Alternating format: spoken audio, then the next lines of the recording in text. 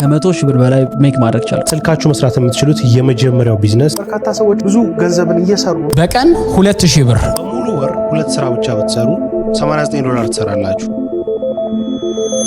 ኢትዮጵያ ውስጥ ሆናችሁ በስልካችሁ ይሁን በላፕቶፓችሁ ብር መስራት ትፈልጋላችሁ? በዚህ ቪዲዮ ኢትዮጵያ ውስጥ ሆናችሁ እንዴት ብር መስራት እንደምትችሉ በኦንላይን እናያለን። 3 የተረጋገጡ መንገዶችን አሳያችኋለሁ። 100% የተረጋገጡ ናቸው። ለመጀመር ደግሞ 5 ሳንቲም አያስፈልጋችሁ እና ደግሞ ኤክስፐርት መሆን አይጠበቅባችሁም። ሌትስ ጎ። ሄይ ኤቭሪዋን፣ ኡስማን እባላለሁ። እንኳን ወደዚህ ቻናል በሰላም መጣችሁ። ኢትዮጵያ ውስጥ ሆነን ብር በኦንላይን እንዴት መስራት እንዳለብን እያወራን ነው። ስኪላችንን እያሳደግን ከመጣን ፊውቸራችን ብራይት እየሆነ ነው የሚመጣው። ህይወታችን ይለወጣል። ስፔሻሊ ያንግ ኢትዮጵያውያን ልብ ብላችሁ እየሰማችሁኝ ከሆነ ትጠቀማላችሁ እና ደግሞ ሰብስክራይብ ካረጋችሁ ቀጣይ ቪዲዮ አያመልጣችሁ። አንደኛ በኦንላይን ኢትዮጵያ ውስጥ ቁጭ ብለን ቤታችን በሞባይል ሊሆን ይችላል፣ በላፕቶፕ ሊሆን ይችላል ብር መስራት የምንችልባቸው መንገዶች አንደኛው ፍሪላንሲንግ ነው። ፍሪላንሲንግ ማለት በኦንላይን ዓለም ላይ ካሉ ሰዎች ጋር ስራ የምንሰራበት ፕላትፎርም ሲሆን የሆነ ስኪል ይኖራችኋል። በዛ ስኪል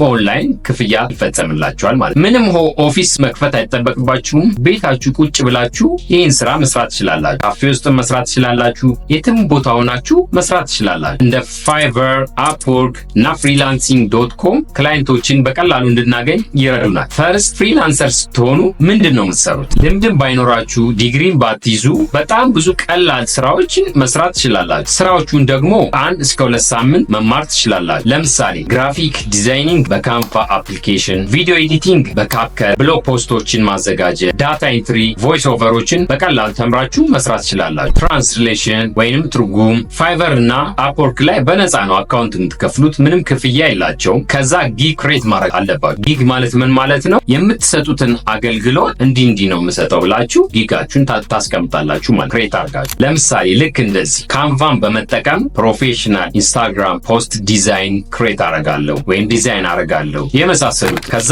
በጣም በትንሹ ፕራይሳችሁን ኦፈር ታደርጋላችሁ፣ ታስቀምጣላችሁ በመጀመሪያ ማለት ነው። ያ ደግሞ የሚሆነው የመጀመሪያውን ክላይንት እስክታገኙ ድረስ ማለት። ከዛ ጥሩ ሪቪው እያገኛችሁ ስትመጡ ፕራይሳችሁን ከፍ ታደርጋላችሁ። ፈርስት ግን በዝቅ በረራ ነው መሆን ያለበት። የአብዛኞቻችን ጥያቄ ግን ኢትዮጵያ ውስጥ ሆኜ እንዴት ነው የሚከፈለኝ የሚለው። ለሱ ደግሞ ፓዮነር፣ ቻፓ ወይም ደግሞ ሲቢኢ ቪዛ ካርድ በዛ መጠቀም እንችላለን ክፍያውን እና በቀላሉ ዊዝድሮ ማድረግ እንችላለን። ሎካል ኤጀንቶችን በመጠቀም በትንሽ ፊ ዊዝድሮ የሚያደርጉም አለ። ሌላ ደግሞ አማራጭ በቀጥታ ሎካል ባንክ ዊዝድሮዋል ይጠቀማሉ እነዚህ ዌብሳይቶች ማለት። እኔ በግሌ የማውቀው በቪዲዮ ኤዲቲንግ በወር $300 የሚሰራ ሰው አውቃለሁ። እኔ በግሌ ዩቲዩብ ላይ በካፕከት ቪዲዮ ኤዲት እንዴት እንደሚደረግ ትሬኒንግ ታደርጋላችሁ። ራሳችሁን ስኪል እንዲኖራችሁ ታስተምራላችሁ። ከዛ ፍሪላንሲንግ ቪዲዮ ይላክላችኋል። እሱን ኤዲት ማድረግ ነው። በጣም ሲምፕል እና ደግሞ ብዙ ፍሪላንሰሮች አሉ፣ ፉል ታይም ፍሪላንሰሮች አሉ እንደዚህ የሚሰሩ። ይሄን ለመስራት ምን ያስፈልጋል? ቱልስ፣ ስልክ ወይንም ላፕቶፕ፣ ጥሩ ኢንተርኔት እና ቀለል ያለች እንግሊዘኛ ማወቅ በቃ።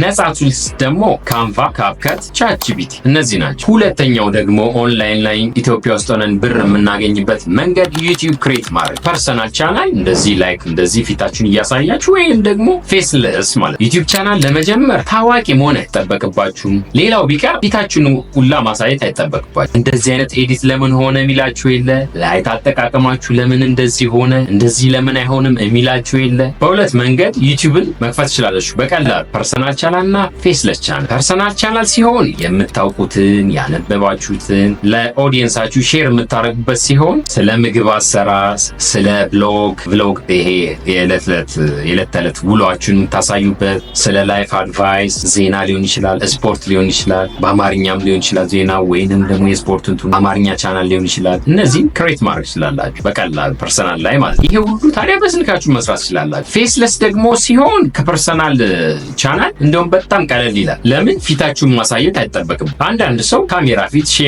ይዘዋል። ፊቱን ሳያሳይ ስቶክ ቪዲዮዎችን፣ ሚውዚኮችን፣ ፎቶዎችን በመጠቀም ብቻ ፌስለስ ቻናል ክሬት ማድረግ ይቻላል። ኢትዮጵያ ውስጥ በፌስለስ ቻናል ብር ከሚሰራባቸው መንገዶች ከቲክቶክ ኮምፓይል አድርገን ከስቶሪ ቻናሎች ወስደን የወንጀል ሊሆን ይችላል፣ ፈኒ ሊሆን ይችላል፣ ታሪኮችን ወስደን ፌስለስ ላይ ክሬት ማድረግ እንችላለን።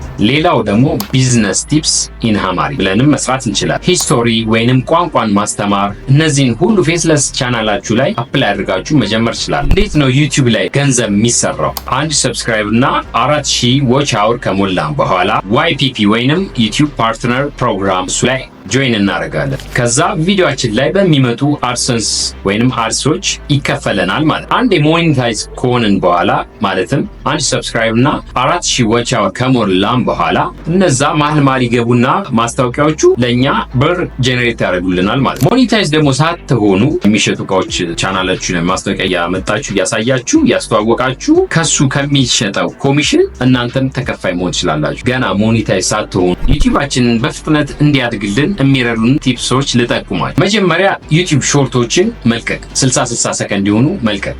ያ ቶሎ ቫይራል እንድንሆን ያግዛል። ነፃ የሆኑ ደግሞ ቱልሶችን ለመጠቀም ካፕከት ለቪዲዮ ኤዲቲንግ፣ ፒክሳቤ ደግሞ ፍሪ የሆኑ ቪዲዮዎችና ፎቶዎችን ለማግኘት፣ ቻትጂፒቲ ደግሞ ስክሪፕት ለመጻፍ ይረዳቸዋል። ኢትዮጵያ ውስጥ ሆኖ በወር ከ100 እስከ 200 በትንሹ በዩቲዩብ የሚሰሩ ልጆች ያውቃሉ። ፊታቸውን ሳያሳዩ ጀስት የሚያነቃቃ ንግግር ብቻ እየተናገሩ ቻናላቸው ላይ ብር የሚሰሩ አሉ። ጀስት በቃ ካፕከት ላይ ባክግራውንድ ሚውዚክ ከታሉ የእነሱ ቮይስ ኦቨር አለ፣ በቃ አለቅ። ሶስተኛው ደግሞ ኢትዮጵያ ውስጥ ሆነን ብር የምንሰራበት መንገድ ዲጂታል ፕሮዳክቶችን በኦንላይን መሸጥ። ዲጂታል ፕሮዳክት ማለት ምን ማለት? ኢቡክ ሊሆን ይችላል፣ ኖሽን ቴምፕሌት ሊሆን ይችላል፣ ካፕከት ፕሪሴት፣ የዩኒቨርሲቲ ተመራቂዎች ጥናታዊ ጽሑፍ ሊሆን ይችላል፣ ወር ደግሞ ለነሱ ለጥናታቸው የሚረዳቸው ቡኮች ሊሆን ይችላሉ፣ ለጋዜጠኞች የሚረዱ ጥናታዊ ጽሑፎች ሊሆን ይችላሉ፣ ፒዲኤፎች ወይም ደግሞ በቪዲዮ መልክ የተዘጋጁ እነዚህን በኦንላይን መሸጥ። በኦንላይን ደግሞ ራሳችሁ ሪከርድ አድርጋችሁ ያዘጋጃችሁትን ኮርስ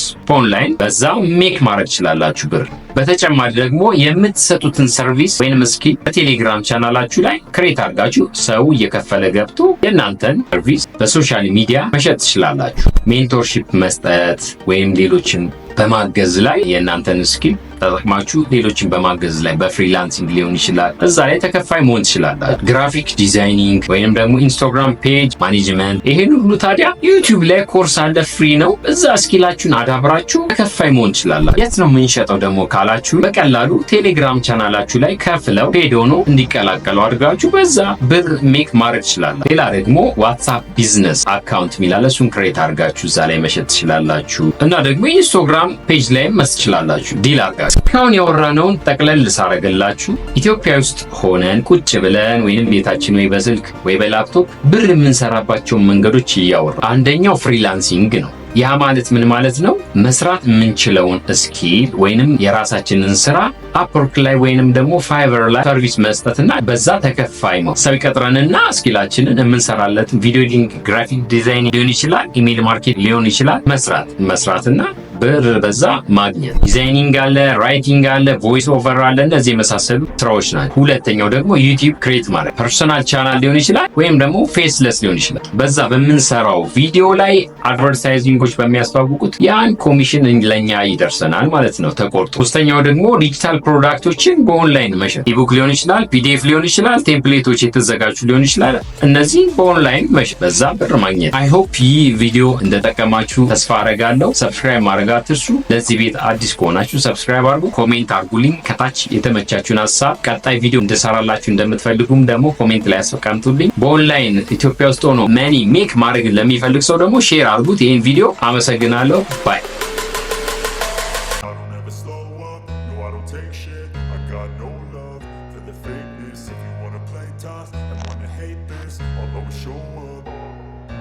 I don't ever slow up, no I don't take shit. I got no love for the fakeness. If you wanna play tough and wanna